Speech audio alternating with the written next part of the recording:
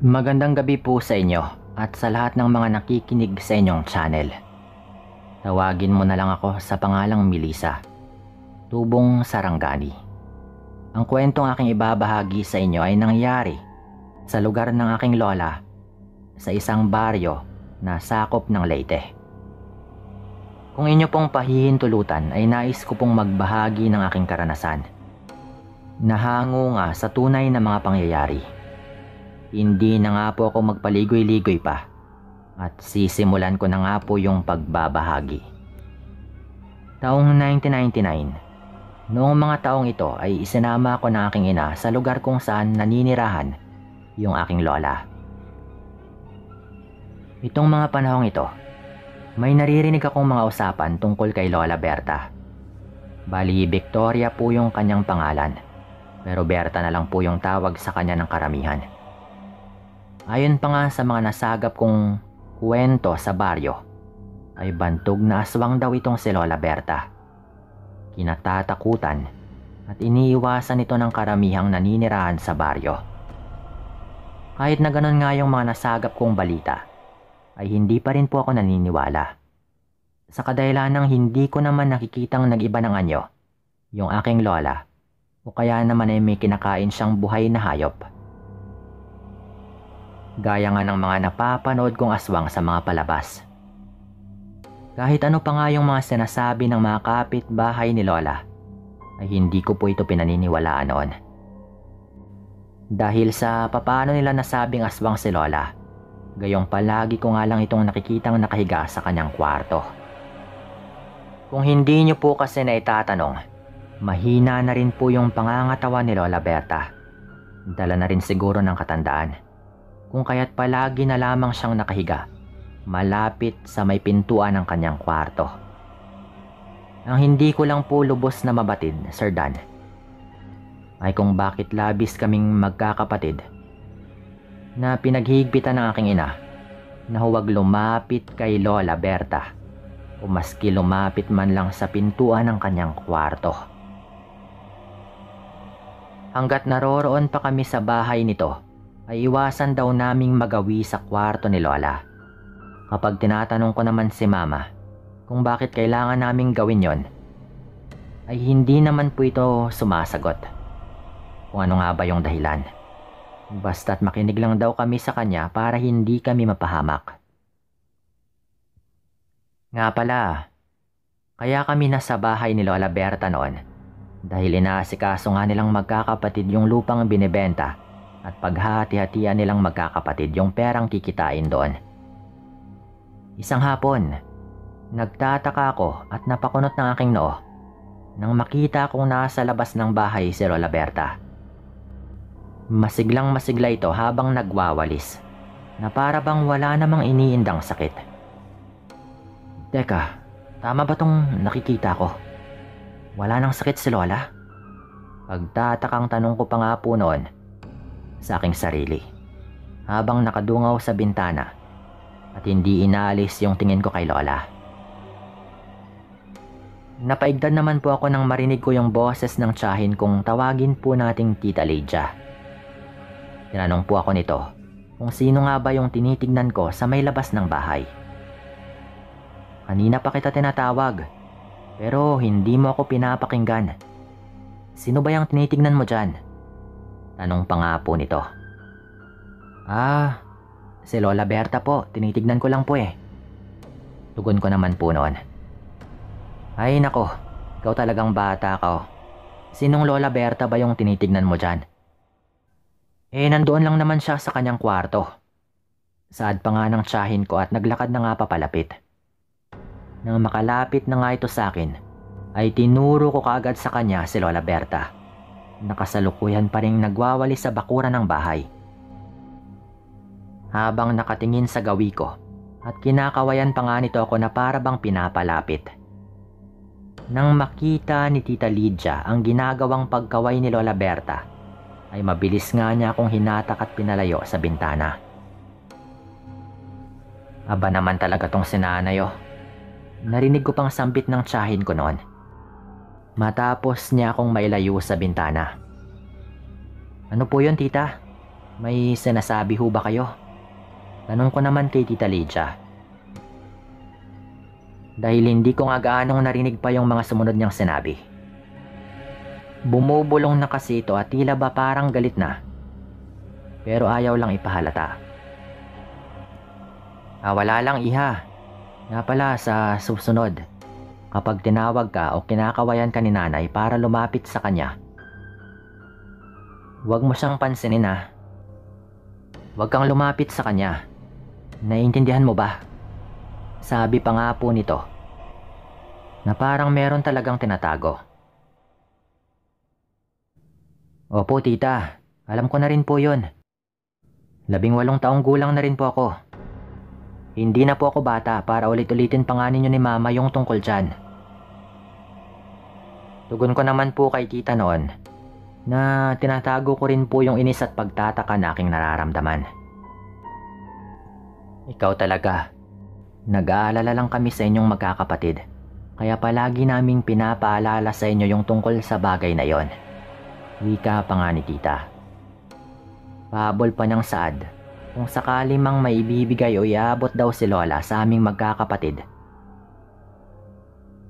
ay wag umano naming tatanggapin. Lalong-lalo na raw ako dahil panganay nga akong anak ni mama. Kahit na hindi ko maintindihan at hindi ko nga makuha yung rason kung bakit dapat naming sundin yung mga sinasabi nila, ay hindi na lamang ako nagtanong pa. Wala rin naman kasing mapapala kung magtatanong pa ako ng magtatanong sa kanila, dahil hindi rin naman nila sasabihin yung rason. Teka po, bakit niyo po pala ako tinatawag kanina, tita? Meron po ba kayong iutos? Tanong ko naman po noon. Bumuntong hininga lamang yung tiyahin ko at pilit na pinapakalma yung kanyang sarili. Pagkatapos ay sinabihan nga nito ako na samahan ko raw siyang pumunta sa may bungad ng baryo. May bibilhin lamang umano kami. Kaya't sinamahan ko nga po si tita noon papunta doon sa may bungad ng baryo. Habang naglalakad kami palabas ng bakuran, ay naggulat na lamang ako na bigla kong hinawakan ni Lola Berta. Hinawakan po nito ako sa aking braso. Mabilis namang tinapik ni Tita Lydia ang kamay ng kanyang ina at pinandilatan po niya ito at sinabihan. Nay, umayos ka nga. Binabalaan na kitang matanda ka. Kung ano man yung binabalak mo ay tigil mo na yan. Nandito yung apo mo para magbakasyon. Kaya't sana'y umayos ka na lang. Pasensya na ha. Wika pa nga ng tita ko noon. Na talagang galit na sa totoo lang ay nakaramdam po ako na parang hindi niya gaanong nire-respeto yung kanyang ina. Pero parang meron po siyang alam na hindi ko alam. Mabilis namang umatras si Lola Berta at para bang natakot sa tiyahin ko. Hindi ito makatingin ng diretso sa akin nang sipatin nga nito ako. Pumasok na kayo sa loob ng bahay, Nay. Matigas na utos po ni Tita Lydia. Nakaramdam naman ako ng awa noon kay Lola. Dahil naglakad na lang po ito papasok ng bahay na parang nasaktan. Yun bang parang bigla na lamang nalungkot. Nang makalabas na nga kami ng bahay at naglakad na rin papunta sa may bungad ng baryo, ay ako na nga yung unang nagsalita. Tinanong ko si Tita Lydia kung bakit ganoon na lamang kung pagsalitaan nito si Lola Berta. Alam mo kasi, iha, mahirap ipaliwanag kung bakit ganoon yung pakikitungo ko kay nanay. Marami ka pang mga bagay na hindi nalalaman tungkol sa lola mo. Para sa ikabubuti ninyong magkakapatid, ay wag mo na ring alamin pa kung ano nga ba yung tinutukoy ko. Isa pa, uuwi rin naman kayo kaagad matapos naming maibenta yung lupa. Paliwanag pa nga ng tiyahin ko noon. Tumangu-tango na lamang ako at hindi na nga muling nagtanong. Pero isang gabi, nasa mahimbing ako na pagkakatulog nang bigla nga akong naalimpungatan.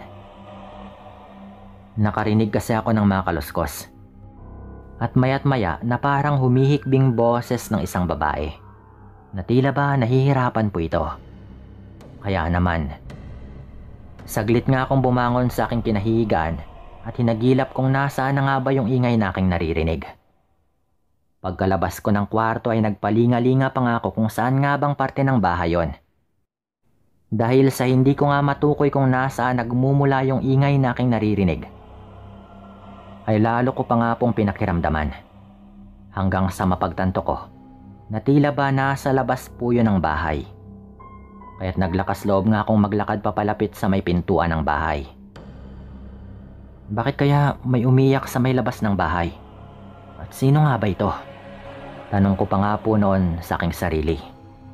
Hindi ko alam kung bakit hindi man lang ako nakaramdam ng takot noon o kahit pag-aalinlangan ng mga sandaling yon. Siguro ay dahil naalimpungatan nga ako. Kaya para akong lutang na naglalakad papalapit sa pintuan. Hindi ko nga iniisip na delikadong magbukas ng pintuan sa kalagitnaan ng gabi. Matapos kong pihitin yung seradora at mabuksan na nga yung pintuan, gayon na lamang yung pagkagulat ko at hilakbot nang masilayan ko yung lola ko. Tirik na tirik yung namimilog nitong mga mata na nagbabaga sa dilim.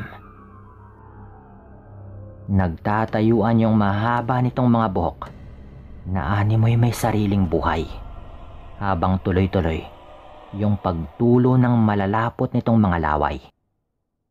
Nanlaki yung mga mata ko at napasigaw nga ako sa takot na aking nararamdaman noong makita kong marahang naglalakad na parang lasing si Lola. Papalapit din sa akin at umuungol po ito na para bang nasasaktan. Tarantang tinawag ko nga yung nanay ko habang hindi inaalis yung tingin ko kay Lola. Natatakot kasi akong baka mamaya kapag inalis ko nga yung paningin ko kay Lola ay bigla na lamang nito akong sunggaban at gawa ng hindi maganda. Nang akmang hahawakan na nga ako ni Lola Berta ay lalo na nga akong sumigaw ng malakas. Lola! Lola Berta! Nahintakutang bulalas ko nga po noon. Tinatawag ko siya sa kanyang pangalan sa pag-aakalang makikilala nito ako. Ngunit tila ba wala ito sa kanyang sarili, dahil kahit anong pagtawag ko sa kanya at sinabihan ko siyang apo niya ako, ay hindi nga niya ako pinapakinggan. Sa halip ay mabilis niya nga akong sinunggaban at mariing hinawakan yung bibig ko habang pilit na binubuka yung aking bunganga. Grabing takot yung nararamdaman ko ng mga sandaling yon. Hindi ko na alam kung ano yung aking gagawin. Sa kadahilan ng mismong mga mata ko ang nakasaksi at napatunayang isang aswang, si Lola Berta, gaya nga ng sinasabi ng mga kapitbahay. Napapikit na lamang ako dahil sa aking nararamdaman. Lalo na nga nang maramdaman ko yung pagdiin ng matutulis na kuko ng aking lola habang humahalinghing po ito na para bang pasimpleng nagdiriwang. Nabalik lamang yung aking ulirat nang may biglang sumunggab kay Lola Berta. At kasabay po noon ay may humila rin sa akin papasok sa loob ng bahay. Animal ka, Nay. Sa iba mo na lang ibigay yang kamalasang nais mong ipamana. Huwag dito sa apo mo. Narinig ko pa nga pong sigaw ng tiyahin ko noon. Hindi ba't nakapag-usap na tayo? Bakit hindi ka tumupad? Tanong pa nga ng Tita Lydia. Samantalang yung aking ina naman ay lumuluha na at pilit na nilalayo si Lola Berta sa akin. Nakita kong tila ba natauhan si Lola Berta matapos sabihin ni Tita ang mga katagang yon. Sa kadahilan ng walang ano-ano ay iwinaksin nito yung kamay na aking ina at mabilis nang kumaripas ng takbo patungo doon sa likuran ng bahay at sinuong yung mayayabong na mga talahiban. Napayakap naman sa akin yung aking ina habang yung tiyahin ko naman ay nagpipigil lamang sa galit. Pasalamat lamang talaga umano yung lola ko dahil hindi namin kasama si Papa nang magbakasyon kami sa kanilang lugar.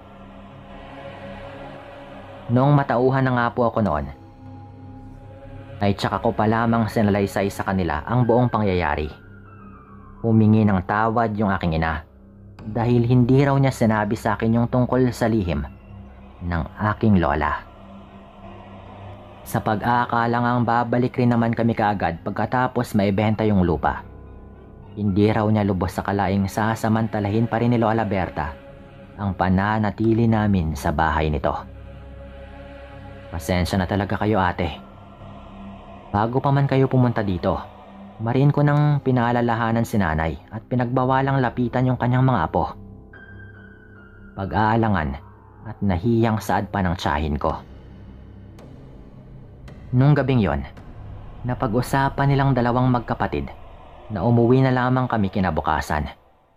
Siya na lamang daw yung bahala sa pag-aasikaso ng lupang ibebenta nila. Ihahatid na lang daw niya yung parte ni mama kapag naibenta na raw yon. Total naman, ay napirmahan naman ni mama yung mga dapat pirmahan na papeles. Kinabukasan nga po noon, nakita na lamang naming nakahandusay sa bakuran ng bahay si Lola Berta.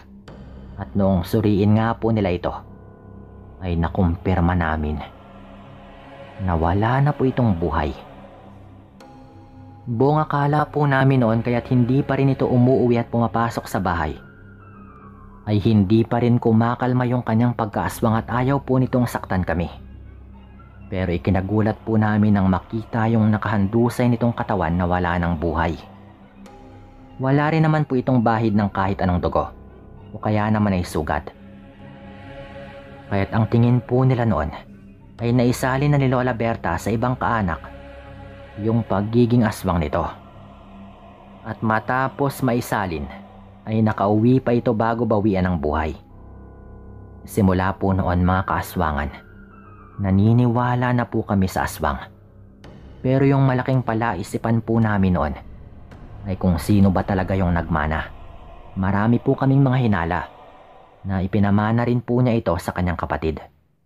Pero ang sabi ni tita, baka nagawa pa rin daw niyang ipamana sa kung kaninong kaanak namin bukod pa sa kanyang kapatid. Lalo at sa pagkakaalam daw ni tita, ay hindi na kailangang pamanahan yung kapatid ni Lola dahil isa rin daw itong aswang.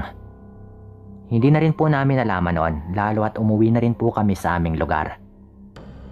Siguro kung sino man po yon, sana wag siyang mangbiktima. At sana lang, hindi na rin ipinamana ni Lola kung ano mang dahilan na nawala sa kanya yung kanyang pagkaaswang, kaya't namatay ito. Dito ko na rin po tatapusin yung kwentong ito at maraming salamat po.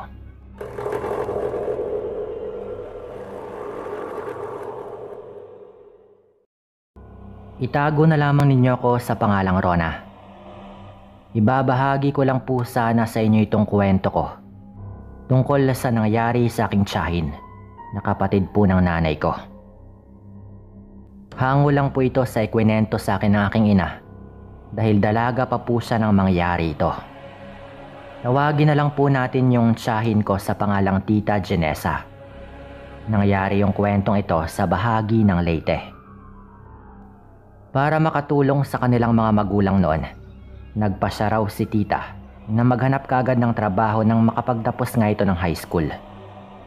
Noong mga panahong yun kasi, ay nagtatrabaho na rin si mama sa kanilang bayan. Noon na kasing nakapagtapos ng pag-aaral si mama, kaya't nais rin nga siyang tulungan ni tita, lalo pa at meron pa silang 3 kapatid na nag-aaral. Walang trabaho yung kanilang ina at hindi rin permanente yung trabaho ng kanilang ama. Kaya alam nitong mahirap yung kanilang sitwasyon. Hindi naman siya pinigilan ng mga magulang nila dahil nga naisip din ng mga ito ang kanilang kalagayan sa buhay. Isa pa raw malaking tulong ngayon kung sakaling dalawa na nga sila ni mama ang nagtatrabaho para sa kanilang pamilya. Naganap nga ng trabaho noon si tita. Yun nga lang, nasa ibang probinsya at medyo may kalayuan sa kanyang pamilya. Ngunit kahit na ganoon, hindi nagpapigil itong si tita. At kahit malayo siya kina mama ay nagpatuloy pa rin po ito sa kanyang pagtatrabaho sa probinsyang iyon. Noong mga unang buwan daw ni tita sa probinsyang yon, naging okay naman daw yung kanyang kalagayan. Naging abala din siya sa kanyang pagtatrabaho noon, kaya't hindi rin siya masyadong nakapagpapadala ng sulat kina mama. Lumipas pa nga yung mga buwan. At minsan sa isang buwan ay nasa 1 o 2 beses lamang daw kung makapagpadala ng sulat itong si tita. Para nga makibalita sa kanilang mga magulang at para na rin sabihin na okay lang naman ito sa kanyang trabaho. Kahit nag-aalala nga yung mga ito, kahit papano ay naiibsa naman daw yon tuwing natatanggap nga nila yung sulat at perang pinapadala ni tita. Hanggang makalipas nga yung mga 6 na buwan. Isang hapon noon, nagulat sina mama noong makita nilang naglalakad sa hindi kalayuan si Tita Janessa. Tinignan pa nga raw ng maigi ni mama kung si tita nga ba yon. At nang makita nga nito yung bag na kanyang dala, ay nakumpirma ngang si tita nga ito. Dali-daling lumabas si mama sa kanilang bahay at sumunod naman daw yung kanyang mga magulang. Dahil sa pananabik nila kay tita, hindi na nga sila nakapaghintay at sinalubong na lamang nila ito. Noong makalapit sila kay tita, ay niyakap nga sila nito at tinulungan nila si tita sa kanyang mga dala. Mabilis rin silang naglakad pabalik ng kanilang bahay. Noong makarating na nga sila sa kanilang bahay, agad nga nilang tinanong si tita kung bakit nga ito umuwi nang hindi man lang nagpapasabi sa kanila. Tinugunan naman daw sila ni tita na hindi na nga nito pinalam yung kanyang pag-uwi dahil nais lang daw nitong sorpresahin sila. Naging masaya nga po sila noon dahil sa pag-uwi ni tita at sa pag-anunsyo nitong hindi na nga siya babalik pa at maghanap na lamang siya ng malapit na pagtatrabahuhan kung saan makakauwi nga siya tuwing hapon o gabi. Nangako naman si mama noon na tutulungan niya si tita. At dahil wala namang naging kakaiba noon kay tita ay tila wala rin itong naging karamdaman. Hindi na nga rin nag-isipan ng kung anong bagay tungkol kay tita ang kanyang pamilya. Ngunit makalipas yung mga halos 1 linggo, paunti-unti ay may napapansin si mama kay tita. Isang pagkakataon nga, walang pasok raw noon si mama sa kanyang trabaho. Magkasama silang naiwan ni tita sa kanilang bahay. Nasa eskwelahan din kasi yung kanilang mga kapatid. At meron ding pinuntahan yung kanilang mga magulang.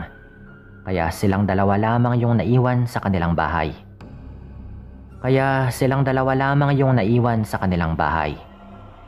Kinausap daw noon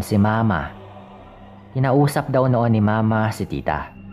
Lalo na nga nang mapansin nito na tila namumutla nga yung kanyang kapatid. Tinanong daw niya ito kung okay lang ba ito. Gayong mukha nga itong may dinaramdam ng mga sandaling yon. Ayon naman kay tita ay masakit lamang daw yung kanyang tiyan at tila nakakaramdam din daw siya ng gutom. Kaya't sinabihan nga siya ni mama na kumain na muna. Tumango lang daw ito at hindi na rin umimik. Makalipas pa yung ilang sandali, nagwika raw si tita. Sinabi nito kay mama yung tungkol sa matandang may-ari ng bahay na inuupahan ito noong nagtatrabaho pa siya. Noong una raw kasi noon ay wala namang kakaiba sa matanda. Pero habang tumatagal daw si tita sa bahay na ito, ay tila napapansin daw nitong malimit na siyang dinadalaw ng matandang yon. Inakala raw niya noon na baka ganon lang talaga yung matanda sa mga tao sa kanyang paligid. Ngunit nang lumaon daw, ay kinutuban na raw siya ng kakaiba. Madalas rin daw siyang ipagluto nito noong mga huling linggo niya bago nga siya umalis doon, na siyang labis naman daw niyang ipinagtataka. Napailing na lang si mama noon at pinagsabihan yung kanyang kapatid na wag nang isipin yon dahil wala na rin naman siya sa bahay ng matanda. Dagdag pa nga ni mama, wala rin sigurong masamang intensyon yung matandang yon dahil baka tinutulungan lamang nito si tita. Lalo at mag-isa lang daw itong nangungupahan doon. Unsod nga ng mga bagay na napapansin ni mama kay tita May naging hindi magandang kutob si Mama tungkol doon. Hindi raw alam ng aking ina kung bakit naiisip niya na may tinatagong karamdaman itong si tita. Ito ay base na rin sa kanyang mga naobserbahan. Isang gabi, hindi inaasahan ni Mama ang mangyayari sa kanyang kapatid. Nagising daw si Mama ng mga pasado 11:00 ng gabi. Dahil nakaramdam nga ito ng panunuyot ng kanyang lalamunan. Agad siyang bumangon at nagtungo sa kanilang kusina.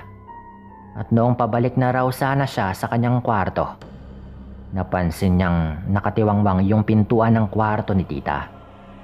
Napatingin pa nga si Mama sa pintuan ng kanilang bahay at ipinagtaka rin niya kung bakit hindi rin nakasarado yon. Nagtaka raw siya dahil sa pagkakaalam niya ay hindi gawain ng kanyang kapatid na buksan yung pintuan ng kanyang kwarto tuwing natutulog ito sa loob. At sa kadahilan ng yon, lumapit nga si Mama sa kwarto ni tita upang silipin ito. At baka nakalimutan lamang nitong sarahan yon. Noong nasa kwarto na nga ito ni tita, sinilip daw niya ang kanyang kapatid. Ngunit wala raw ito roon. Napakamot naman si Mama ng kanyang ulo at hindi niya alam kung saan nga ba nagtungo si tita. Dahil hindi nakasara yung pintuan ng kanilang bahay, naisip raw niyang baka lumabas ito. Kaya't kumuha nga siya ng ilaw upang hanapin ito sa labas dahil malalim na rin yung gabi. Lumabas ng kanilang bahay si Mama at hinanap nga niya si tita. Ngunit kahit saang banda niya nga ito hagilapin ay bigo siyang makita ang kanyang kapatid. Kaya't labis ngang nag-alala noon si Mama. Kaya't naisip niya, nagisingin na nga sana yung kanyang ama't ina upang hanapin nga si tita. Noong pabalik na raw si Mama sa kanilang bahay, nailawan niya yung kulungan ng mga alagang itik ng kanyang ama. Nanlaki pa raw noon yung mata ni Mama noong makita niya na parang merong tao sa loob nun. Dali-dali siyang nagtungo roon at ganoon na lamang yung takot niya noong makita niya roon si tita. Naabutan niya itong kumakain ng alaga nilang itik. Sarap na sarap daw ito habang ninunguya ang nakuha niyang lamang loob ng naturang hayop. At hindi nga nito pinansin si Mama na nasa likuran lamang nito. Nung matapos daw itong kumain, binalingan daw niya ng atensyon si Mama. Nahintakutan yung aking ina noon. Dahil ng mga sandaling yon ay tila hindi na nga si tita ang kanyang kaharap, kung hindi ibang nilalang na. Nakabuhagag kasi yung mahaba nitong buhok at nanlilisik yung mga mata habang punong-puno ng dugo ang kanyang mukha. Tsaka pati na rin yung suot nitong damit. Napatakbo nga noon si Mama habang napapasigaw dahil bigla raw siyang hinabol ni tita na parang hindi na nga siya ang kilala nito. Sakto naman daw noon na nagising pala yung kanyang mga magulang, kaya't kaagad raw nilang tinignan si Mama. Noong balikan nga nila yung dinaanan ni Mama, nakita raw nilang nakahandusay na nga si tita sa lupa at wala na raw itong malay. Pinagtulungan nilang buhatin yon at dinala nga sa kanilang bahay.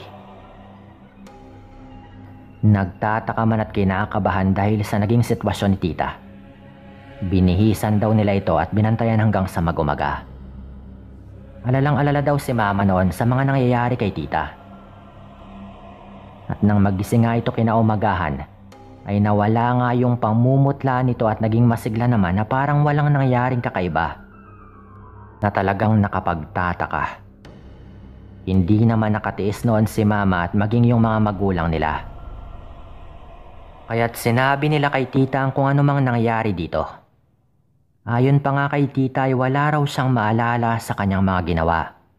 Hindi rin daw siya makapaniwala nang malaman kung ano yung ginawa nito. Kaya't humingi nga raw siya ng pasensya kina Mama. Hindi na rin niya nailihim noon yung tungkol sa kanyang nararamdamang kakaibang gutom tuwing gabi. Natakot din daw si tita kung ano mang nangyayari sa kanya. Kaya't siya na nga mismo yung nagsabi. Nadalhin na siya sa albularyo. Dinala nga raw noon si tita sa isang kakilalang albularyo sa kabilang baryo. Pagkakita pa lang daw ng albularyo kay tita, alam kaagad nito yung nangyari sa kanya. Para makasiguro ito ay tinawag nga nito si tita at hindi nga siya nagkamali sa hinuha nitong hinawaan ng pagiging aswang itong si tita. Isang matandang babae raw yung may gawa nito, kaya't naisip kaagad ni mama na marahil ay yun nga yung matandang may-ari ng dating inuupahang bahay ni tita. Hindi makapaniwala sina mama sa kanilang narinig sa albularyo.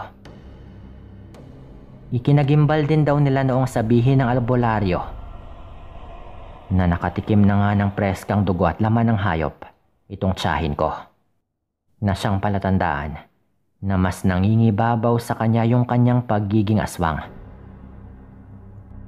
Ayon pa raw rito, kaya raw niyang gamutin yung tiyahin ko, basta't sundin lamang daw yung kanyang mga habilin. Ipinaliwanag nga ng albularyo noon kung ano nga bang gagawin ni mama kay tita. At noong makauwi na nga raw sila sa kanilang bahay, walang pagdadalawang isip nilang sinunod yung mga sinabi sa kanila ng albularyo.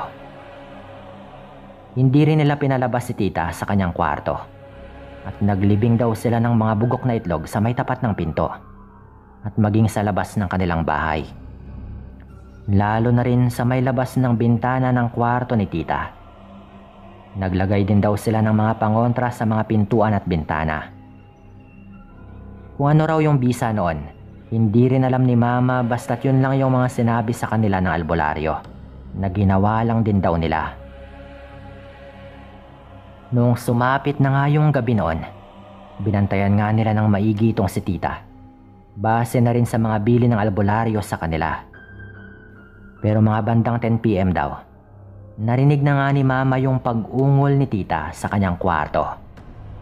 Nang silipin daw niya ito, nakita raw nila na parang nag-iba ulit itong si tita. Nanlilisik daw yung kanyang mga mata habang nakikiramdam sa kanyang paligid. Ganoon na lamang yung takot nila mama noon noong kinalampag nga nito yung pinto ng kanyang kwarto. Umiyak ito habang humihingi ng tulong na palabasin siya sa kanyang silid. Nagrereklamo rin daw si tita na nagugutom daw siya at nauuhaw. Sinubukan pa raw niyang buksan yung pinto upang sana'y lumabas sa kanyang kwarto. Ngunit hindi raw niya magawa. At talagang hindi raw ito mapakali pero hindi pa rin siya nagtagumpay. Noon din daw mismo ay napagtanto ni mama na yung gamit na bugok na itlog na inilibing nila ay siyang dahilan dahil parang napadaan daw doon banda si tita.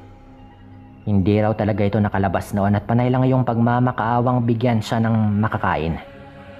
Hindi natulog sina mama at binantayan lamang nila yung tiyahin ko hanggang sa kumalma ng araw po ito. Naging pabalik-balik din sila sa albularyo dahil sa naging kalagayan ni tita. Ayon pa nga kay mama, tila nahihirapan din daw na gamutin ng albularyo itong si tita. Gayong sabi raw nito ay tila hindi lang hinawaan si tita dahil posibleng ipinamana nga ng matandang yon yung kanyang pagiging aswang kay tita. Sa paglipas pa raw ng mga araw ay walang naging pagbabago sa kalagayan ni tita. Bagkus ay lumala lang daw ito. At dahil doon ay wala nang ang nagawa noon sina mama, kung hindi yung ikulong ito at ikadena sa kanyang kwarto. Naawa man daw sila dahil nangangayayat ng araw ito. Ngunit wala rin silang magawa dahil ayaw rin namang pakainin ng kanyang mga magulang si tita nang hinihingi nitong laman at dugo ng hayop. Bunsod nga sa lumalalang kalagayan ng pagiging aswang ni tita, siya na raw mismo yung kumitil sa kanyang sariling buhay. Marahil kahit siya na mismo ay nahirapan na rin at tila hindi matanggap yung kanyang naging kapalaran. Isang umaga daw noon ay nakita na lamang nila ito na wala ng buhay. Hindi na sinabi ni mama sa akin kung paano yun ginawa ni tita. dahil mukhang maselan po yung paraan ng kanyang ginawa. Masakit pa rin daw para kila mama yung kanyang pagkawala. Sinisiri noon ni mama yung kanyang sarili kung bakit nangyari yun kay tita. Dahil hindi nga niya pinagtuunan ng pansin yung tungkol sa nirereklamo nito sa kanyang kapatid. Tungkol nga sa matandang babaeng may-ari ng inuupahan nitong bahay. Sa ngayon po, matagal na panahon na ring wala na si tita. Hanggang sa mga panahong ito, hindi pa rin lubos na nalilimutan ng aking ina yung tungkol sa mga nangyaring yon. Sabi pa nga nito, kung mababalik man daw niya yung panahon, sana ay hindi na lang daw nila pinayagan si tita na magtrabaho ng malayo. Para sana ay hindi nga niya sinapit yung kanyang naging kapalaran. Dito ko na rin po tatapusin ito at maraming salamat po.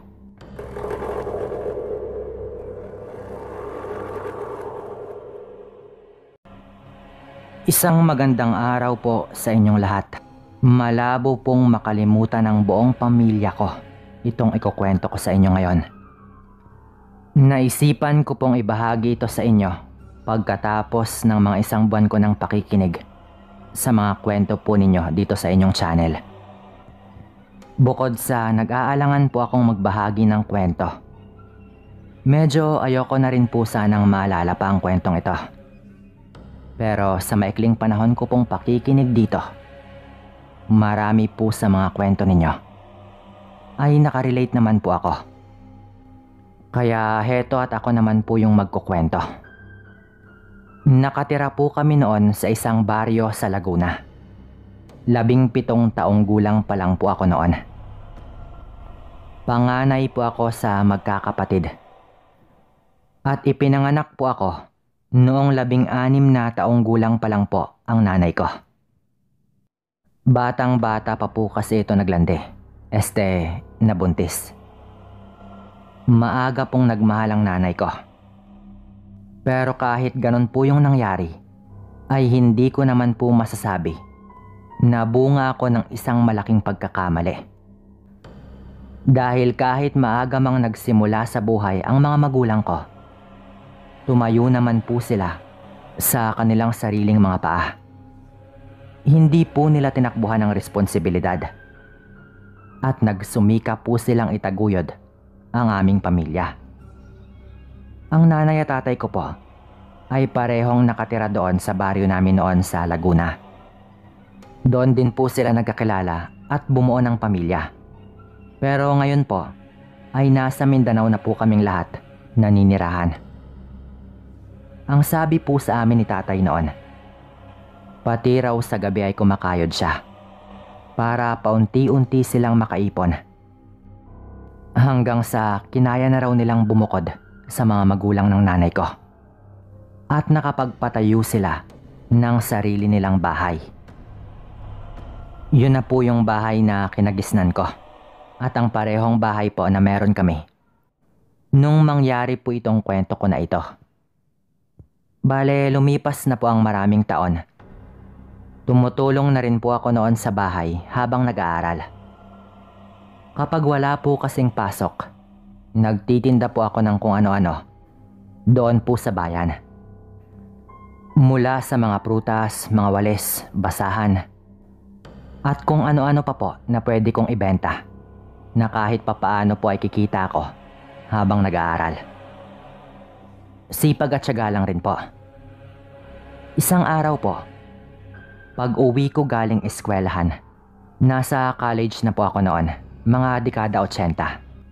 Sa labas pa lang po ako ng bahay, ay naririnig ko na po ang ingay ng dalawa kong kapatid na babae. Nung pumasok po ako, talagang ang saya po ng mga ito. Siyempre, nagtaka po ako noon. Kaya agad naman po akong nagtanong. Yun pala, buntis daw pala ang nanay ko. Kaya ganun na lang ang tuwa ng mga kapatid ko. Matagal na rin po kasi naming gustong magkaroon ng isa pang kapatid. Napakasaya po namin noon, Sir Dan. Pati po ang tatay at nanay ko, tuwang-tuwa rin po.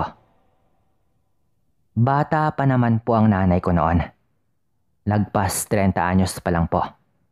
Dahil kahit 17 taong gulang na po ako noon, Batang-bata po kasi ang nanay ko noong ipinanganak po nito ako.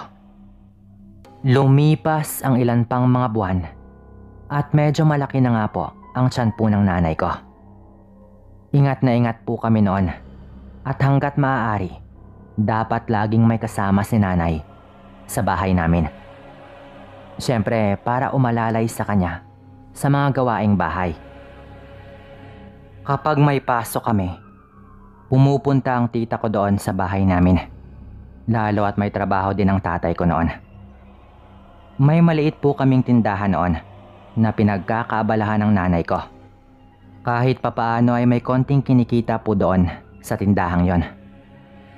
Isang gabi habang naghahapunan kaming magpapamilya, meron pong nabanggit ang nanay ko na bagong lipat daw na pamilya sa unahan lang banda ng bahay namin.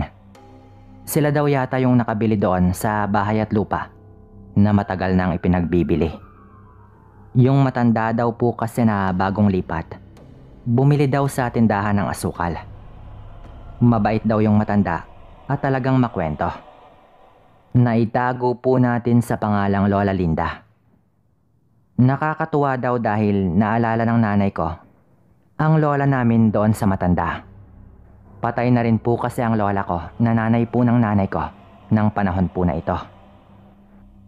Kaya siguro nakikita ni nanay si lola doon sa matandang si Lola Linda. Ang sabi ng tatay ko noon, mabuting araw at may bagong kakwentuhan si nanay sa tuwing bibili sa tindahan namin ang matanda. Ang tindahan nga po pala namin sa ibaba po ng bahay namin. 2 palapag po kasi yung bahay namin, pero gawa lang po yon sa kahoy. Isang linggo po ng hapon, mga bandang 5:30 po ng hapon noon, padilim na rin po. Magsisiga po sana ako ng mga patay na dahon doon sa may likod ng bahay namin, nang bigla ko pong makita ang matandang si Linda doon sa may likod ng bahay. Nakayuko lang po ito doon banda. Napaisip po ako agad noon kung anong ginagawa ng matanda doon. Kaya agad ko po itong nilapitan at tinanong. Medyo nagulat pa po ito sa akin noon. Lola, ano pong ginagawa ninyo dito? Paggabi na po, tanong ko pa po noon. Nung ginawa ko po yon, parang bigla pong nagdahilan na lang ang matanda. Sabay dumampot po ito ng putol na sanga ng kahoy doon po banda. Ang sabi po nito, kukuha lang ako ng kahoy panggatong iho. Wala kasi kaming gagamitin mamaya para sa pagluluto ng hapunan. Sagot pa po nito sa akin. Medyo natawa po ako noon, Sir Dan. Ang sabi ko po, Lola, yung hawak niyo pong kahoy, buhay pa po yan eh. Ayan po, may mga dahon pa nga po. Dahil kakaputo lang po ng mga sanga ng kaimito kaninang umaga. Hindi po yan kakapitan ng apoy kapag yan po yung ginamit ninyo. Wala naman pong mga patay na sanga ng puno dito. Dahil niligpit na rin po namin lahat. Bilang panggatong na rin po. Wika ko naman sa matanda noon. Dahil literal na may mga dahon pa po yung hawak niyang putol na sanga ng puno na hindi po talaga niya agad magagamit yon sa pagluluto. Nung sabihin ko po yon, agad po niyang binitawan yung hawak niyang kahoy. Oo nga pala iho no, madilim na rin kasi ang mata ko. Sagot pa po nito sa akin, sabay tumalikod po ito at umalis.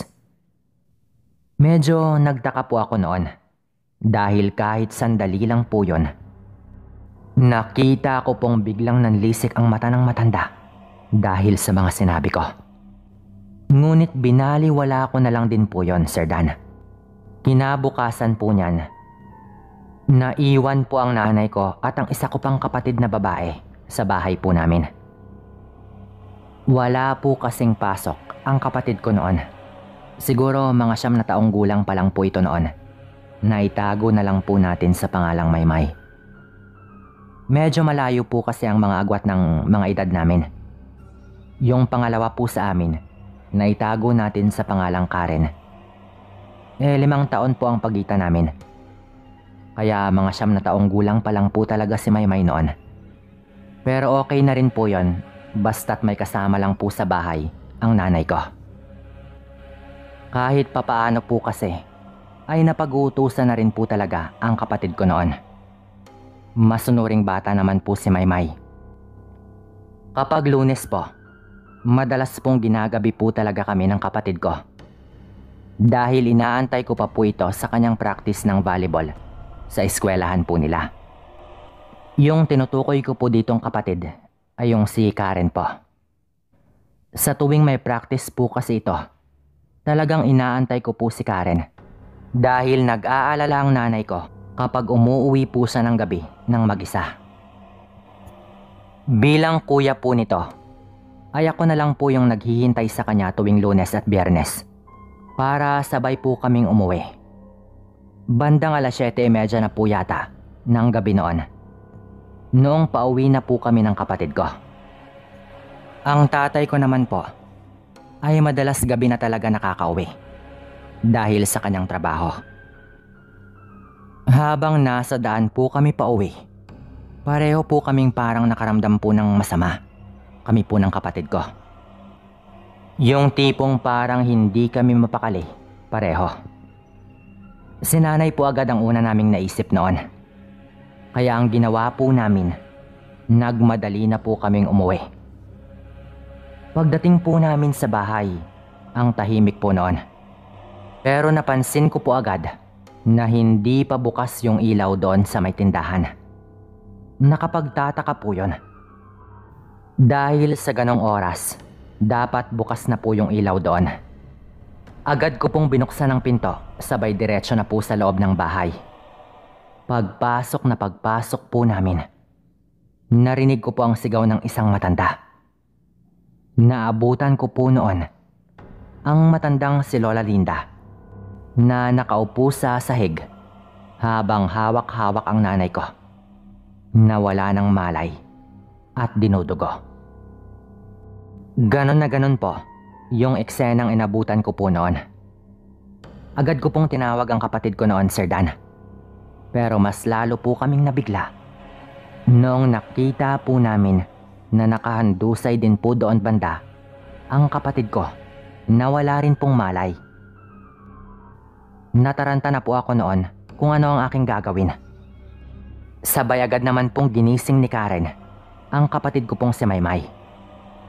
Agad ko pong pinalayo ang matandang si Lola Linda sa nanay ko at tinignan ko po ang lagay nito. Nagising naman po agad si Maymay nung ginising po ito ni Karen. Binuhat ko na po ang nanay ko noon. Sabay agad po akong naghanap ng masasakyan para isugod po ito sa ospital.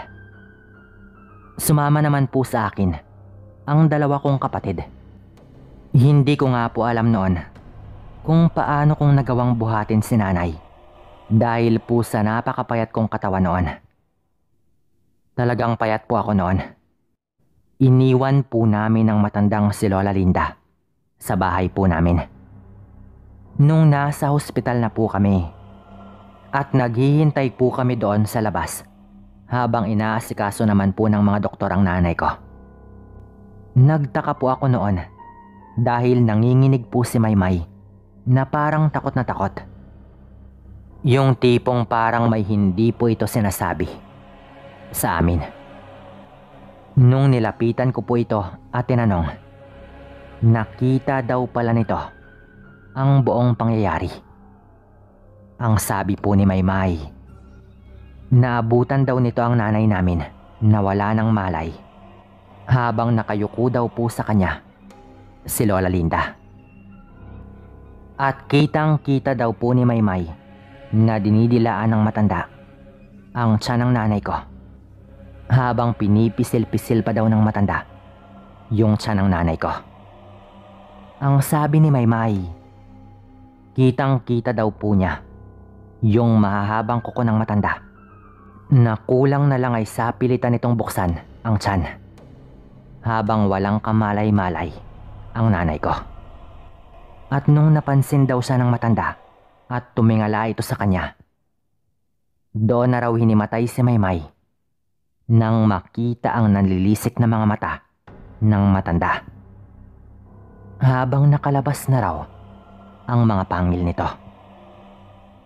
Nag-aangil pa nga raw ang matanda na nagdulot ng biglaang takot sa kapatid ko.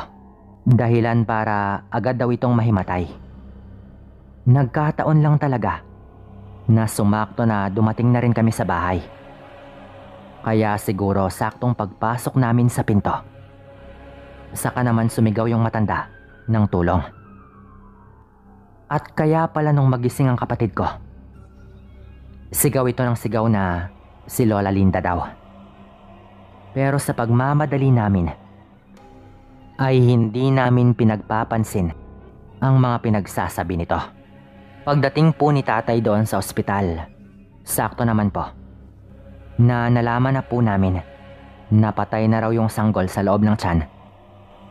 Kaya kinailangan na raw na alisin ang sanggol doon sa loob dahil baka mapahamak naman daw ang nanay ko. Yung matagal na naming inaasam-asam na magkaroon ng kapatid, sa isang iglap lang po, bigla pong nawala sa amin. Nung malaman po ni tatay ang tungkol doon sa nakita ni Maymay, kinabukasan din po, talagang kinumpronta po ng tatay ko ang matanda. Kasama po niya ako noon. May daladala po itong itak at diretso po kaming pumasok ng bahay na hindi na po kumakatok. Pagpasok po namin ng bahay, ang bungad po agad ng dalaga niyang anak ay wala na raw po doon ang kanyang mga magulang. Galit na galit po ang tatay ko noon. Hinalugog pa po niya yung buong bahay pero wala na nga po doon. Kaya ang nangyari po, pati po yung anak na dalaga ni Lola Linda, tinutukan po niya ng itak. Ang sabi po ng anak ng matanda, nung umaga lang rin daw po na iyon, nang malaman niya ang lahat at maging siya raw ay nagulat. Kaya hingi siya ng hingi ng tawad sa amin. Doon na po mas nagalit ang tatay ko noon.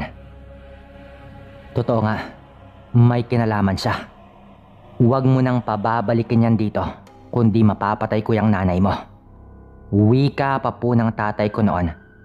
At sa kauna-unahang pagkakataon po, nakita ko itong umiyak. Pati po ako noon umiyak na rin po. Pinagsisipa po ng tatay ko yung mga upuan po sa loob ng bahay dahil po sa kanyang galit. Wala po kaming magagawa noon, Sir Dan. Una, paano po namin patutunayan? Pangalawa, wala na po roon ang matanda. At pangatlo, nalubog po kami bigla sa utang noon dahil po sa mga gastusin sa ospital. Sino nga naman ang maniniwala sa amin? Yung kapatid po namin noon, nangingitim na raw po noong may labas po sa sinapupunan ng nanay ko. Hindi po namin alam kung anong ginawa ng aswang na matanda na iyon. Basta ang alam ko lang po, kinuha nito sa amin ang aking kapatid. Hanggang dito na lang po. Maraming salamat.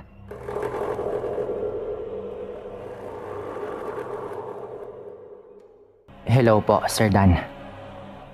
At sa inyong lahat na katulad kong laging nakasubaybay sa mga kwento dito. Sana po ay mapili po ninyo ito. Tawagin niyo ako sa pangalang Meljun. Ito pong kwento kong ito ay nangyari sa probinsya ng Iloilo. Siguro mga nasa 30 anyos na rin po yung nakaraan. Wala pa po akong asawa noon. 28 na rin po kasi ako nung mag-asawa po ako. Pero nangyari po ito noong binata pa talaga ako pero mga lagpas 20 na rin po yung edad. Nasa probinsya pa po ako noon ng tiyuhin ko sa Iloilo. Ngayon po kasi nasa Mindoro na po ako. Sa kanila po kasi ako lumaki. Marami po kaming magkakapatid. Mahigit 100. Kaya nung sanggol pa lang daw po ako, binigay na ako sa tiyuhin ko at sa asawa po nito. Pero lumaki naman po akong klaro naman po sa akin na tiyuhin ko lang po talaga atsahin ang mga kinagisnan ko pong nag-aalaga. Bale, si Choi Arman at si Chai Linda. Ganon po kasi noon sa Iloilo. Kapag tsuhin mo, Choi po talaga yung tawag. Kapag Chai naman, Chai. Hindi rin po nila mga tunay na pangalan yan syempre. Tinago ko na lang din po para sa seguridad rin po nila.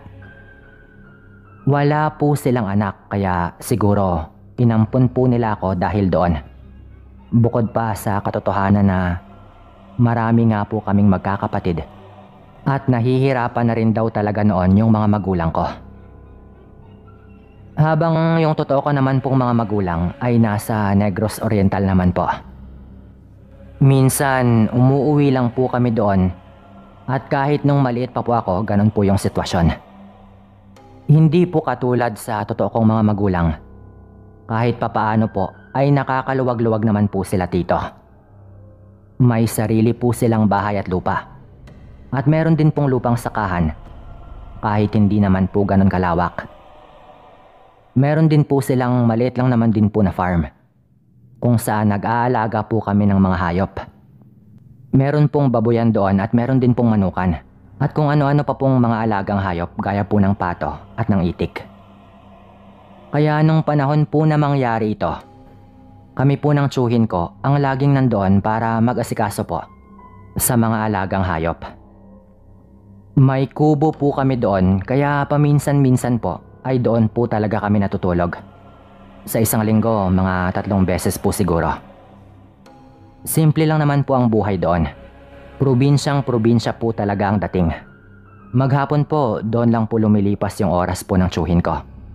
Pero hindi naman po siya araw-araw natutulog doon. May bakod po yun na gawa lang po sa kawayan pero may kataasan din naman po kahit papaano. Nakapagtapos naman po ako noon ng pag-aaral ko ng pagpupulis pero hindi nga po ako nakapasa sa exam. Kaya nag-focus na lang din po muna ako noon sa pagtulong po sa tsuhin ko na tinuring ko na nga po ring tunay na magulang. Isang araw po noon, maaga po akong pumunta sa farm po namin para asikasuhin nga po yung mga bagay-bagay po doon. Ang sabi po ni Choi Arman, susunod na lang daw po ito. Sa likod po ng farm po na iyon, kagubatan na rin po talaga na medyo may kasukalan din po. Hindi na po yun sakop sa lupang pinagmamayarian po nila Choi Arman at Chai Linda. Pero doon po kami madalas manguha ng mga kahoy panggatong. Nangahoy nga po ako noon, Sir Dan. Konti lang naman po dahil paminsan-minsan lang naman din po kasi kami nagluluto doon sa kubo. Dahil madalas po, nagdadala lang po kami agad ng pagkain po namin. At hindi talaga kami din madalas na natutulog doon. Lalo na po ako dahil syempre meron din po akong mga ibang ginagawa. Noong araw po kasi, hindi pa po talaga kailangang bantayan kapag meron ka pong alagang hayop. May respeto pa po yung mga tao sa baryo namin. Lalo at magkakakilala lang din po kami. At karamihan din po, magkakamag-anak lang din. Hindi po tulad sa panahon po ngayon na malingat ka lang po ng kaunti. Ninakaw na po pala yung pagmamayari mo. Buhat-buhat ko na nga po noon ang nakolekta ko pong kahoy panggatong at pabalik na rin po ako doon sa farm. Nung malapit na po ako doon, sa may labas po mismo ng farm, nakita ko pong may 2 matandang nakasilip po doon sa may bakod po mismo. Na tinitignan po nila ang nasa loob po ng farm. Sa unang tingin pa lang ay hindi ko po sila talaga kilala. Nakatingin lang po sila sa loob hanggang sa mapansin na nga po nila na papalapit po ako doon. Ano po sanang atin? Tanong ko po sa kanila kasi hindi ko nga rin po alam kung bakit po sila nandun sa labas po ng bakod at kung ano ba talaga ang kanilang tinitignan. Nung tinanong ko nga po sila, ang sabi po ng matandang lalaki, wala iho. Napadaan lang kami dito. Diyan kami nakatira sa kabilang parte paglabas lang ng gubat. Wika pa po nito nung tinanong ko po ito. Kabilang parte? Taga kabilang baryo po kayo? Pero matatanda na po kayo Medyo mahirap po yung daan dyan banda. Isa pa, ngayon ko lang po yata kayo nakitang dumaan po dito. Sagot ko naman po noon. Pero agad naman din pong sumagot yung matandang babae naman na mauuna na raw sila. Lalo at may paghahandaan pa raw silang gawin kapag sumapit na ang dilim. Hindi ko po alam noon kung napaparaning lang ba ako pero parang kakaiba po talaga yung pagkakasabi ng matandang babae noon sa mahalaga daw nilang gagawin pagsapit ng dilim. Lalo na po na lumingon pa po talaga ito sa loob ng farm na parang meron pong kung ano doon na kanyang tinitignan at meron siyang masamang binabalak. Lalo na po at lumingon pa po ito sa loob na parang meron pong kung ano doon na kanyang tinitignan. Pareho po sila ng kanyang asawa. Nung umalis na po sila, hindi ko na po inisip pa yon at binaliwala ko na lang din po. Nagpatuloy ako sa ginagawa ko noon at inayos ko nga po yung mga kahoy panggatong sa pinaglalagyan po namin. Dumating po ang tsuhin ko bandang 6:30 na po ng gabi. Doon daw kami matutulog ng gabing yon. Meron siyang daladalang kanin noon. Kinatay lang po namin ng isa sa mga alaga po naming manok at inasal nga po namin yon. Habang hinihintay po naming maluto yon, sinabihan po ako ng tsuhin ko na ipapamana daw po niya sa akin ang sakahan pati yung farm. Parang mag-ama rin po talaga yung aming turingan. Ang pinagkaiba lang po, klaro naman po talaga na tsuhin ko po siya at yun din po yung tawag ko sa kanya. Nung kumakain na po kami noon, nabanggit ko po yung tungkol sa dalawang matanda. At nagulat po ako na nagtanong po si Choy Arman at inilarawan pa po niya ang dalawang matanda na parang alam po niya agad yung tinutukoy ko. Akmang-akma din po yung kanyang pagkakalarawan doon. Kilala po talaga niya sila at ang sabi po niya, wag raw akong makipag-usap sa mga matanda na iyon. Yung tipong parang delikado ang dalawang matanda na sa edad kong lagpas 20. Binalaan niya pa rin po ako ng ganon. Tumangulang po ako syempre. Dahil maging ako din ay kakaiba rin yung pakiramdam sa dalawang matanda na iyon. Natulog lang po kami noon na parang normal lang po na gabi. Sa kalaliman po ng tulog ko noon, Sir Dan, nagising po ako nang makarinig po ako ng putok ng baril. Hindi ko po alam kung ilang beses yon pero dahil po doon kaya agad nga po akong nagising. Napabalikwas ako sa pagkakahiga ko at agad ko pong napansin na wala na roon ang tsuhin ko. Agad ko pong binaling ang aking tingin sa dingding kung saan nakasabit yung baril. At wala din po yun doon. Agad po akong tumayo at halos hindi na po ako dumaan sa hagdan po ng kubo namin. May hagdan po kasi yon dahil nakaangat po sa lupa yung mismong papag. Choy! Choy! Choy Arman! Sigaw ko po noon, Sir Dan. Habang hinahanap ko po siya, halos masuka po ako noon sa pagkabigla nang makita ang ilan po naming mga alaga na nakabalandra lang po sa daan. Walang mga buhay at nagkalat po yung mga lamang loob. Gutay-gutay po yung mga yon. Nakita ko ang ilaw ng flashlight malapit po doon sa may bakod. Alam kong ang tsuhin ko po yon kahit medyo malayo pa. Inilawan po niya ang sa may likod po na parte sa may gubat na hindi ko po alam kung bakit. Kumaripas na po ako ng takbo noon. Naabutan ko po yung tsuhin ko na nanginginig na po sa galit. Agad ko siyang tinanong kung anong hayop ba yung dumali sa mga alaga namin. Pero ayon sa kanya, hindi raw yun hayop, kundi mas masahol pa. Nung sabihin po niya yon, agad po akong nakaramdam ng kaba. Ano pong ibig niyong sabihin? Tanong ko pa po noon sa kanya. Alam ko yung nakita ko. Tinamaan mismo ng ilaw. Naabutan ko yon na nilalantakan ng mga alaga natin. Nung pinaputukan ko yon, mabilis yung tumakas at tumalon mula sa bakod. Sabay dumiretso na dyan sa gubat. Wika pa po ni Choi Arman noon. Pagkatapos po, yung sa loob naman po ng bakod, yung inisa-isa po niyang ilawan yung bawat sulok. Bakit po, Choi? Akala ko ba nakaalis na? Tanong ko pa po. Nakita mo naman kung gaano karami ang namatay. Andito yung isa pa. 2 sila, sigurado ako. Yung 2 matandang nakausap mo, mga aswang yon. Kalat na yon sa kabilang baryo kung saan sila nakatira.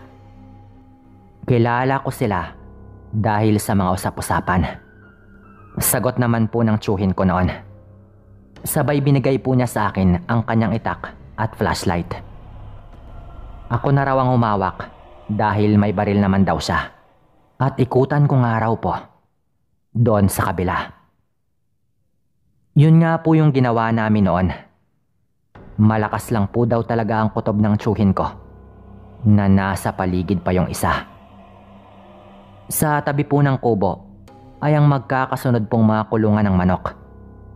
At meron din pong para sa baboy. Inisa-isa ko pong ilawan yon.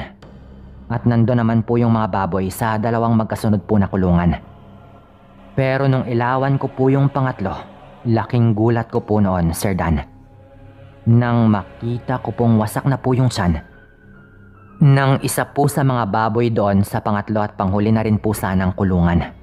Wala na po yung buhay at nagkalat po yung dugo doon. Napasigaw po ako agad sa naghalong pagkabigla at galit. Choy, dito siya galing. Sigaw ko pa po noon. Talagang totoo nga po yung sabi ng tiyuhin ko na malakas ang kanyang hinalang meron pang isa. Pagkatapos ko pong sumigaw, ay nailawan ko pa po yung sa may likod ng kubo namin at nahuli pa po ng ilaw ko ang isang matandang lalaki na walang kahit anong saplot. Puno po ng dugo yung bunganga habang nakangisi pa po sa akin at napakapula po ng mata. Naanimoy sinadya pa po nitong magpakita sa akin.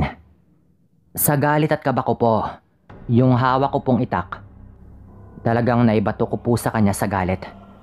Sabay ko komprontahin ko po sana yon.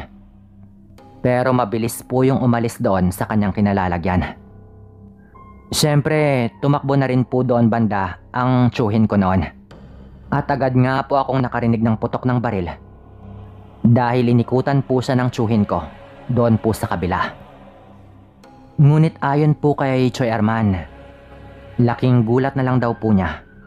Dahil pagtalon daw ng aswang sa may damuhan, naging isang hayop na yung kanyang nakita na tumakbo raw ng napakabilis. Talagang mabilis daw po na hindi na po nasundan ng tiyuhin ko. Galit na galit po siya noon. Sinabihan po niya ako noon na pupuntahan daw po namin ang mag-asawang nakita ko. Ginawa po namin yon. Talagang pumunta po kami doon sa kabilang parte po ng gubat. Pagdating po namin doon, nagkataong nadaanan po namin ang bahay ng isa sa mga kakilala po ng tiyuhin ko. At pinigilan po kami nito, pati po yung kanyang asawa. Ang sabi po nila, hindi raw po kasi namin alam kung baka aswang din po pati yung mga kamag-anak ng 2 matanda. At baka mas malala pa raw po na gulo yung mangyari daw sa amin.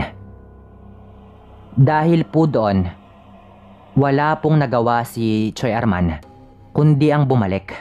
Kung baga, binalaan na nga po kami ng taga doon po mismo. Kaya wala naman daw sigurong masama kung sundin na lang daw po namin yon kaysa pairalin namin yung galit. Ang dami pong spekulasyon noon galing po sa mga nakaalam ng nangyari. Kesyo gawa lang daw po ng mga tambay na wala pong magawa sa buhay. O baka gawa lang daw po ng hayop. Hindi na po kami masyadong nagsalita pa po tungkol doon. Umiwas din po kami sa mga taga-radyo na gusto pong kumuha ng interview.